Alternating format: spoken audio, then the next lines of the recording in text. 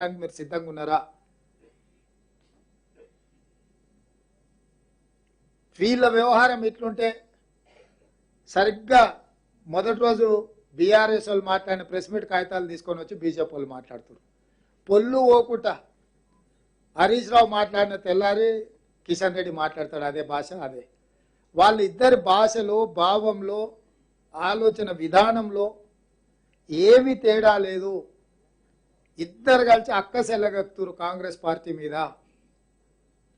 కాబట్టి కిషన్ రెడ్డి గారికి కూడా చెప్తున్నా, 2014, 2019లో నరేంద్ర మోడీ గారు ఇచ్చిన ఎన్నికల మేనిఫెస్టో మీద రైతుల ఆదాయాన్ని రెండింతలు చేయడం కానీ, 2022 వరకు ప్రతి పేదవాడికి కట్టిస్తున్న ఇళ్ల విషయంలో కానీ, స్విస్ బ్యాంకులో ఉన్న లక్షలాది కోట్ల రూపాయల నల్లధనాన్ని తెచ్చి ప్రతి పేదవాడి ఖాతాలో 15 లక్షల రూపాయలు నిధులేస్తామన్న విషయం కానీ, ఇట్లా ప్రతి సంవత్సరం 2 కోట్ల ఉద్యోగాలు నిరుద్యోగులకు ఇస్తామన్న విషయంలో కానీ, 2014, 2019 భారతీయ జనతా పార్టీ ఎన్నికల మేనిఫెస్టో, 2014, 2018 తెలంగాణ రాష్ట్రపతి ఎన్నికల మేనిఫెస్టో విషయంలో, 2023 ఎన్నికలలో మా 6 గ్యారెంటీల మీద శాసనసభ ప్రత్యేక సమావేశాలు ఏర్పాటు చేసి చర్చ చేద్దాము.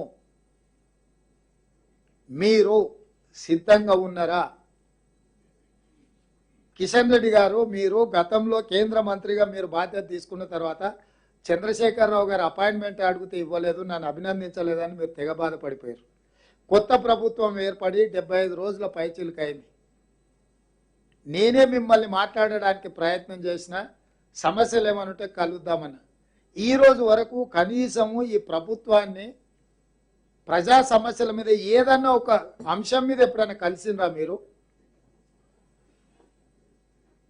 కేంద్ర ప్రభుత్వం దగ్గరికి మేము ఇన్నిసార్లు వెళ్ళి రాష్ట్రంలో ఉండే సమస్యల మీద ప్రధానమంత్రికి, హోంమంత్రికి, ఇతర శాఖల మంత్రులను కలిసి రాజకీయాలకు అతీతంగా కేంద్ర ప్రభుత్వం, రాష్ట్ర ప్రభుత్వం సహకరించుకోవాలని సమస్యల మీద నివేదికలు తీసుకెళ్లి కేంద్ర ప్రభుత్వానికి మేము ఇచ్చినాం.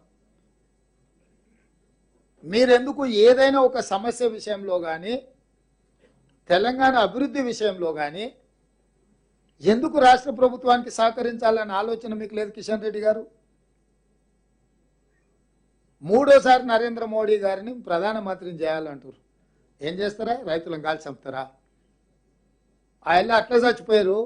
రైతు వ్యతిరేక నల్ల చట్టాలు తీసుకొచ్చి ఢిల్లీ సరిహద్దులో 16 నెలలు 750 మంది చచ్చిపోయారు. ఇవాళ మళ్ళీ అదే రైతులు ఏమడిగినారు మిమ్మల్ని? పండించిన పంటకు కనీస మద్దతు ధర అడిగారు. అంతకు మించి ఏమన్నా అడిగిర్రా? ఏం అడగలే కదా. మోడీ గారి కుర్చీ ఏమన్నా అడిగిన వాళ్ళు లేదు కదా.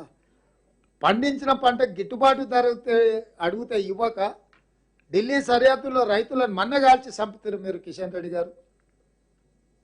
పోనీ 5 ఏళ్ళు కేంద్ర మంత్రి ఉన్నావు, తెలంగాణకి ఏం తెచ్చినావో చెప్పు. నువ్వు అదనంగా హైదరాబాద్లో వరదలు వచ్చి మునిగిపోతే నువ్వు కేంద్ర మంత్రిగా ఏమి ఇచ్చినావో చెప్పు. పోని ఏం చూసి మీకు ఎన్నికలలో ఓటు వేయాలి?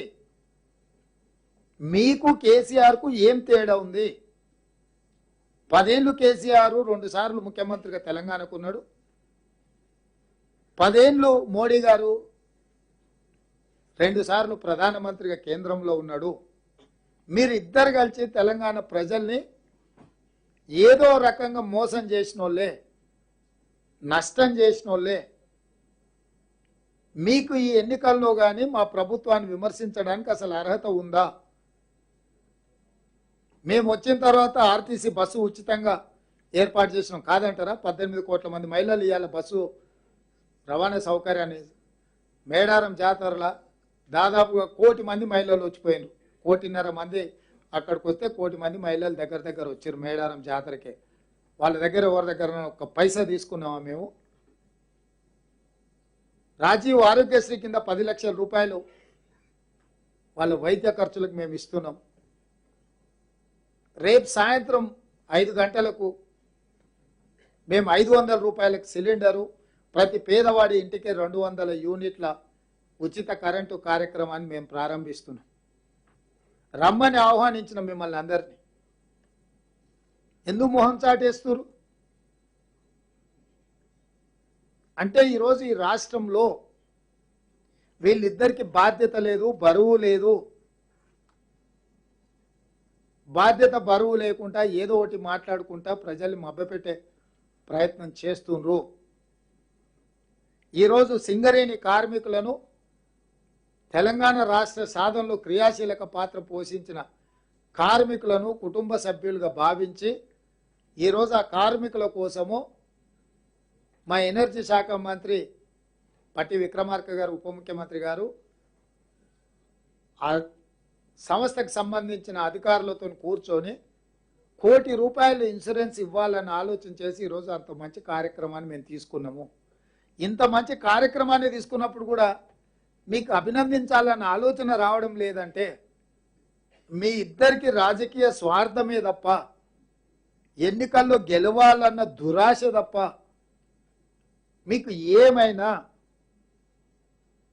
విచక్షణ ఉన్నదా అని కాంగ్రెస్ పార్టీ మిమ్మల్ని అడుగుతుంది. అందుకే ఈరోజు ఈ తెలంగాణ రాష్ట్రం ఇచ్చింది కాంగ్రెస్ పార్టీ, తెలంగాణ రాష్ట్రాన్ని కాపాడేది కాంగ్రెస్ పార్టీ, ఈ తెలంగాణ రాష్ట్రాన్ని అభివృద్ధి పదం వైపు నడిపించేది కాంగ్రెస్ పార్టీ, ఈ తెలంగాణ రాష్ట్రంలో సంక్షేమ పథకాలు అమలు చేసేది కాంగ్రెస్ పార్టీ. మాకున్న బరువు బాధ్యత ఎవ్వరు మమ్మల్ని ప్రశ్నించే అధికారము లేదు. ఈ 75 రోజుల్లో ప్రతిరోజు, ప్రతి గంట, ప్రతి నిమిషం ఈ రాష్ట్రాన్ని చక్కదిద్దడానికి మేము ప్రయత్నం చేస్తున్నాము. 10 సంవత్సరాల చంద్రశేఖరరావు 100 ఏళ్లకు సరిపోయే విధ్వంసం చేసిండు తెలంగాణను. దాదాపుగా 1,30,000 కోట్ల ఆదాయం రెవెన్యూ రిసీట్స్ ఉంటే 70,000 కోట్ల రూపాయలు ఈరోజు అప్పులకే, నువ్వు చేసిన అప్పులకు మిత్తిలు కట్టాల్సిన పరిస్థితి ఉంది. మిత్తి కట్టడానికి మళ్ళీ అప్పు తేవాల్సిన పరిస్థితి రాష్ట్రంలో దాపురించింది. శక్తినంతా కూడా తీసుకొని ఆర్థిక పరిస్థితిని చక్కదిద్ది ముందుకు నడిపించాలనే ప్రయత్నం చేస్తున్నాము. అందుకే మీడియా మిత్రులను కూడా సహకరించాల్సిందిగా కోరుకుంటున్నాము. ఏదైనా మీకు